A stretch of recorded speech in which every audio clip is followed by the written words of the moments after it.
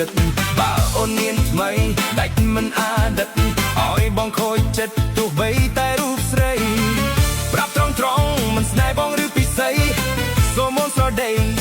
ប្រាប់មកជីវ៉ាថារូបបងនេះមិនសមឲ្យអូនស្នេហាឬជីវ៉ាអូនមានថ្មីហើយមានថ្មីតែក៏មិនប្រាប់អូនឲ្យបងជួយចុកចាប់គ្រប់យ៉ាងមានថ្មីតែក៏មិនប្រាប់ឬអូនចង់ឲ្យបងស្លាប់តែអ្នកឯ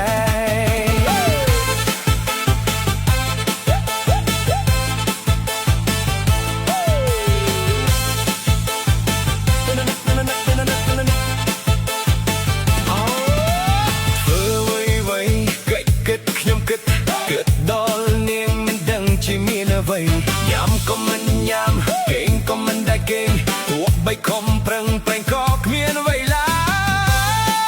យ